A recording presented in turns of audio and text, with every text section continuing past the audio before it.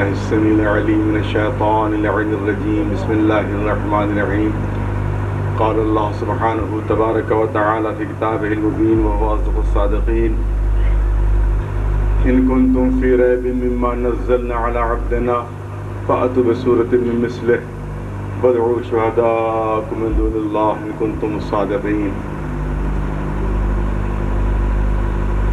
ظاہر ہے کہ تمام مسلمانوں کے جذبات کو زبردست ٹھیس پہنچی ہے اور شدید تکلیف پہنچی ہے امریکن فوجیوں کے اس عمل سے کہ انہوں نے قرآن مجید کی اس طرح سے توہین کی کہ جس کو بیان کرنا بھی مشکل ہے، جس کا تذکرہ بھی مشکل ہے.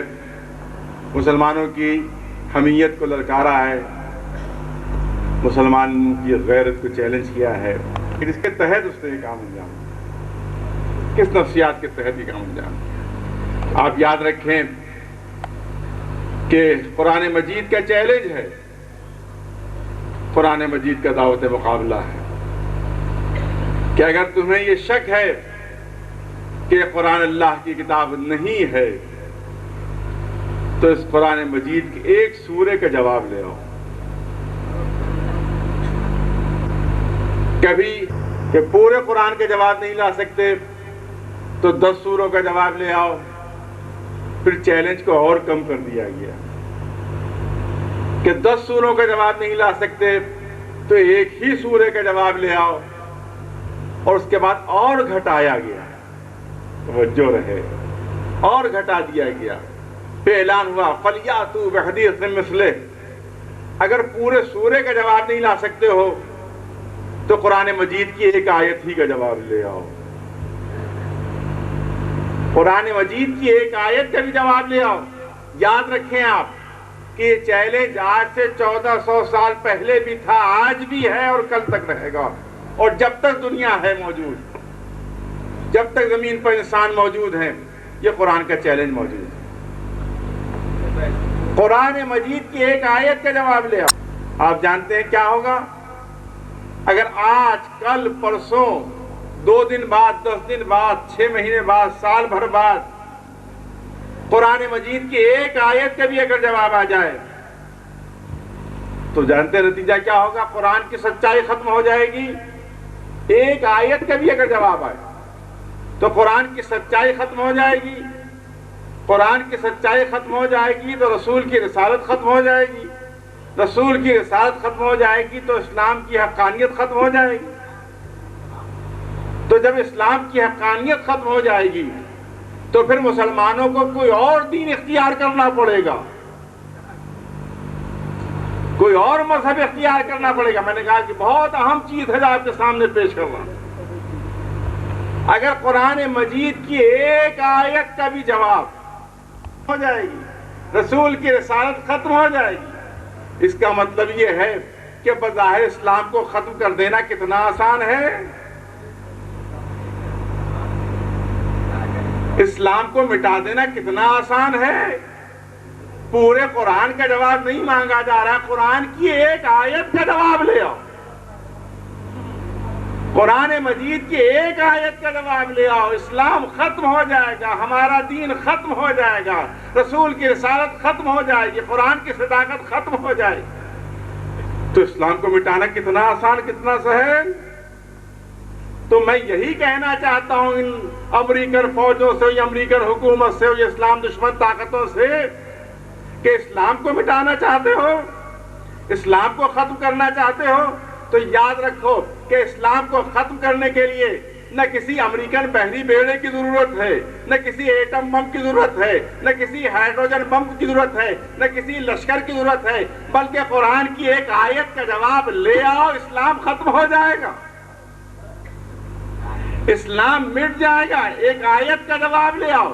تو آپ یاد رکھیں کہ قرآن کی توہین کرنا، قرآن کے ساتھ یہ توہین آمیز سلوک کرنا، یہ توہین آمیز سلوک نہیں ہے بلکہ یہ اپنا اعلان شکست ہے.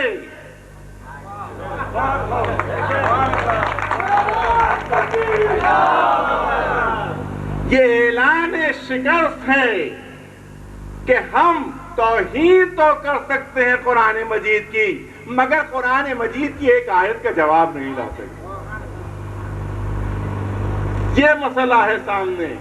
آپ دیکھیں کہ جیسے ہمارے جو ٹیلے والی مسجد کے امام ہیں، انہیں نے بھی اس بات پر اشارہ کیا کہ اسلام سیلاب کی طرح سے پھیل رہا ہے، طوفان کی طرح سے پھیل رہا ہے۔ یہ طاقتیں پریشان ہیں کہ کس طرح سے اس طوفان کو روکا جائے، کس طرح سے سیلاب پر باندھ باندھا جائے، لیکن وہ باندھ نہیں باندھ پا رہے ہیں۔ جتنا روکنے کی کوشش کر رہے ہیں اتنا ہی طوفان اور بڑھ رہا ہے، اتنا ہی یہ سیلاب اور بڑھ رہا ہے۔ میں نے الہ آباد میں ایک جلسہ ہوا تھا، اس میں یہ بات پیش کی تھی، یہاں بھی دہرانا چاہتا ہوں کہ قرآن مجید کی صرف ایک آیت کو پڑھ کر ابھی تک یورپ اور امریکہ میں ہزاروں لوگ مسلمان ہو گئے۔ صرف ایک آیت کی تلاوت کر کے پورا قرآن پڑھنے کی ضرورت نہیں پڑی ان کو۔ یہ کیوں توہین ہو رہی ہے قرآن کی؟ میں یہ چاہتا ہوں کہ اس کے پیچھے نفسیات جو ہے وہ سمجھیے، اس کے پیچھے جو نفسیات ہے وہ سمجھیے، جو سائیکولوجی ہے وہ سمجھیے کہ کیوں توہین کی کوشش کی جا رہی ہے۔ قرآن مجید کی ایک آیت پڑھ کر ہزاروں امریکن مسلمان ہو گئے، ہزاروں یورپین مسلمان ہو گئے۔ پورے قرآن کو نہیں پڑھنا پڑا انہیں، صرف ایک آیت سے، ایک آیت سے۔ وہ آیت کون سی ہے؟ میں تلاوت کرنا چاہتا ہوں۔ اَيَحْسَبُ الْإِنسَانُ أَن لَّن نَّجْمَعَ عِظَامَهُ بَلَىٰ قَادِرِينَ عَلَىٰ أَن نُّسَوِّيَ بَنَانَهُ۔ قرآن مجید کی صرف ایک آیت پڑھ کر ہزاروں مسلمان ہوئے۔ گھبراہٹ اسی کی ہے، گھبراہٹ اسی کی ہے، پریشانی اسی کی ہے، اسی لیے گھبرا گھبرا کر توہین کر رہے ہیں۔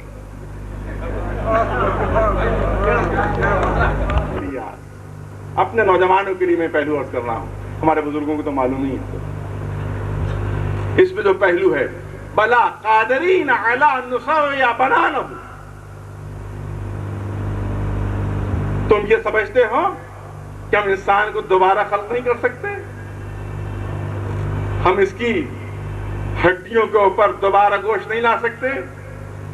ہم اس گوشت کے اوپر دوبارہ کھال نہیں چڑھا سکتے؟ کیونکہ جب ہڈیاں بکھری ہوئی دیکھتے تھے دشمنان اسلام تو کہتے تھے یہ قرآن کیا کہہ رہا ہے کہ ان کو دوبارہ زندہ کیا جائے، یہ قرآن کیا اعلان کر رہا ہے کہ ہم کو دوبارہ زندہ کریں گے، یہ ہڈیوں کو کیسے دوبارہ زندہ کیا جائے؟ تو قرآن مجید اعلان کر رہا ہے، اور قدرت تمہاری کا اعلان کر رہے ہیں کہ ہم چاہیں تو ان ہڈیوں کے اوپر گوشت چڑھائیں، گوشت کے اوپر کھال چڑھائیں، بلکہ ہم میں تو اتنی طاقت ہے اور قدرت ہے کہ تمہاری انگلیوں کی پوروں کو ویسے ہی بنا دیں کہ جیسا پہلے تھی۔ انگلیوں کی پوروں کو، یہ چھنگلیا کی نوک، یہ انگوٹھے کی نوک، یہ پور جو ہے آخری، ہم چاہیں تو ان کو بھی دوبارہ ویسے ہی بنا دیں گے جیسے پہلے تھیں۔ آج سے 100 سال پہلے کوئی مفسر نہیں سمجھ سکا کہ قرآن نے کس راز کی طرف اشارہ کیا۔ کوئی عالم جرم ہوتا ہے، کہیں بھی کوئی قتل ہوتا ہے تو پولیس پہلے انگلیوں کے نشان تلاش کرتی ہے، انگلیوں کے نشان تلاش کرتی ہے، اور اگر انگلیوں کے نشان مقتول کے جسم پر قاتل کی انگلیوں کے نشان مل گئے تو پھر اب جج کو پھانسی دینے میں کوئی زیادہ زحمت نہیں ہوتی ہے، اور پھانسی کا حکم دینے میں اس کو زیادہ دقت نہیں ہوتی ہے۔ اب لاکھ کو قاتل کہے کہ ہو سکتا ہے کہ ایسے ہی انگلیوں کے نشان کسی اور کے بھی ہوں، تو جج یہی کہے گا جو آج تک نہیں ہوا وہ اب کیسے ہوگا۔ توجہ رہے، کوئی یہ سمجھ سکتا ہے کہ ہو سکتا ہے بائی چانس ہو، یہ نہیں، بائی چانس نہیں ہے، کیونکہ جو ٹوئنز بچے پیدا ہوتے ہیں، جو جڑواں بچے پیدا ہوتے ہیں، ان میں سب چیزیں ملتی جلتی ہوتی ہیں، صرف انگلیوں کے نشان الگ الگ ہوتے ہیں، صرف انگلیوں کے نشان الگ ہوتے ہیں، بقیہ سب چیزیں ملتی جلتی ہوتی ہیں۔ کوئی سمجھے کہ شاید اب بھی بائی چانس ہو، نہیں توجہ چاہ رہا ہوں، اب بھی شاید بائی چانس ہو، اتفاقیہ ہو، نہیں بالکل نہیں۔ اگر کسی حادثے میں یہ انگلی کی کھال اتر جاتی ہے، کسی ایکسیڈنٹ میں اگر انگلی کی کھال اتر جاتی ہے تو دوبارہ جب یہ انگلی پر کھال پیدا ہوتی ہے تو ہو بہو ویسے ہی نشان ہوتے ہیں جیسے پہلے تھے، ویسے ہی لکیریں ہوتی ہیں جیسے پہلے تھیں۔ تو اب صاحبان ذوق کے لیے جملہ نقل کرنا چاہتا ہوں، اس کا مطلب یہ ہے کہ مصور تصویر بنا کر بھولتا نہیں ہے، اگر کوئی نقش مٹ جاتا ہے تو قلم قدرت دوبارہ ویسے ہی نقش بنا دیتا ہے۔ تو اب سمجھیے آپ کے گھبراہٹ کیوں ہے امریکہ کو، اب سمجھیے آپ کے اسلام دشمن طاقتوں کو قرآن سے یہ خصومت و دشمنی کیوں ہے کہ قرآن کی ایک ایک آیت میں اتنی قوت ہے کہ ہزاروں کا مسلمان بنا دے، ایک ایک آیت میں اتنی قوت و طاقت ہے کہ ہزاروں کو مسلمان بنا دے۔ گھبراہٹ اسی کی ہے، پریشانی اسی کی ہے، اسی لیے میں نے عرض کیا کہ گھبرا اور پریشان ہو کر تحقیق کی کوشش کی جا رہی ہے کہ تاکہ کسی طرح سے عظمت اور اہمیت کو گھٹا دیا جائے، لیکن الحمدللہ کامیاب نہیں ہو سکتے۔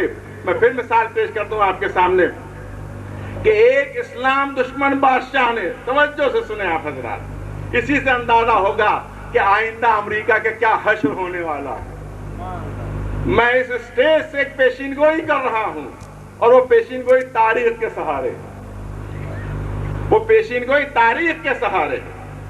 ایک اسلام دشمن بادشاہ نے جب ہمارے حضور کا پیغام پہنچا، جب رسول کا خط پہنچا، جب پیغمبر اسلام کا خط پہنچا تو اس نے خط کو ٹکڑے ٹکڑے کر دیا، خط کو پارا پارا کر دیا۔ وہ سمجھ رہا تھا کہ خط کو ٹکڑے کر کے میں رسول کی توہین کر رہا ہوں، لیکن چند ہی دنوں کے بعد دنیا نے دیکھا کہ جس نے رسول کے پیغام کو ٹکڑے ٹکڑے کیا تھا اس کی حکومت ٹکڑے ٹکڑے ہو گئی، اس کی حکومت پارا پارا ہو گئی۔ تو جب اللہ کو یہ